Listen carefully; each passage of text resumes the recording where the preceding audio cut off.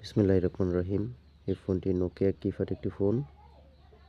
এই ফোনটির সমস্যা হচ্ছে ডিসপ্লে লাইটিং আসে না, ডিসপ্লে আলো আসে না। আপনার ডিসপ্লে ঠিক আছে, সবই ভালো আছে, কিন্তু আলো আসে না। ফোন ওপেন করার পর আলোতে নিলে লেখা দেখা যায়, কিন্তু ডিসপ্লেতে আলো আসে না। তো এই ফোনটি এখন দেখব কী সমস্যা, কিসের জন্য আলো আসেনি। দেখেন, ফোনটি ওপেন করলাম, দেখেন এই যে নোকিয়া লেখা দেখা যায়। আপনারা দেখতে পাচ্ছেন কিনা জানি না, নোকিয়া লেখা দেখা যাচ্ছে। আমি ওই যে ভলিউম কমাইতেছি, কমছে, বাড়াইতেছি, সব ঠিক আছে, কিন্তু ডিসপ্লেতে আলো আসে না। তো আমি এখন সার্কিটটি আলাদা করে নেব, দেখব কি সমস্যা। দেখেন এখানে কার্বন ধরে আছে। এই কার্বনটা যদিও ধরে আছে, তবে এখানে ওয়াশ করে নিব, এখানে বেশি সমস্যা হয় নাই। ডিসপ্লেটা খুলে নেব। এই ডিসপ্লের নিচে দেখেন এই যে কিছু কার্বন ধরে আছে, এই লাইনটা উঠেই গেছে, লাইনটা নষ্ট হয়ে গেছে। এই লাইনটা এখন জাম্পার করে দিতে হবে। সোল্ডারিং যে ওয়্যার, সে ওয়্যার দিয়ে লাইনটা জাম্পার করে দেব। এখানে একটু ঘষে নিলাম, একটু রাং দিয়ে ঝালাইটা ধরে নিলাম।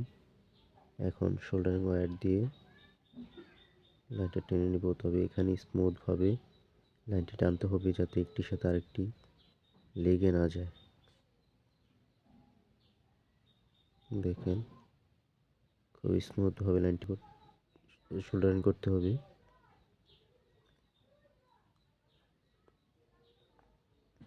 আমি এখন লাইনটি ঝালাই করে নেব।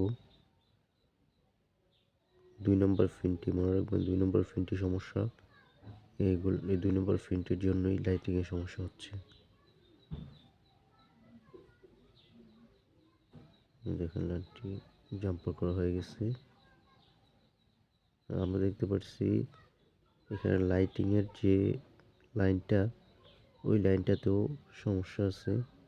ডিসপ্লে থেকে যেটা আসছে ওইটাতে সমস্যা আছে, কার্বন ধরে আছে। তো আমি একটু ঝালাই করে নেব, কার্বনটা সরিয়ে নেব। খুব আস্তে করে ঝালাই করতে হবে, বেশি প্রেশার দেওয়া যাবে না, কারণ ডিসপ্লেতে সমস্যা হতে পারে। এখন সুন্দরভাবে ঝালাই করা হয়ে গেছে। এখন বুটির সাথে ফোন সেট করে নেব। দেখবো ওপেন হচ্ছে কিনা। হ্যাঁ, ওপেন হয়ে গেছে। তার মানে ডিসপ্লে যে লাইনটা নষ্ট হয়ে গেছে, ওই লাইনটা থেকেই সমস্যা ছিল। তো দেখতে পাচ্ছেন ফোনটি এখন সম্পূর্ণভাবে ঠিক হয়ে গেছে। লাইটিংয়ের যে সমস্যাটি ছিল, সমস্যাটি সলভ হয়ে গেছে।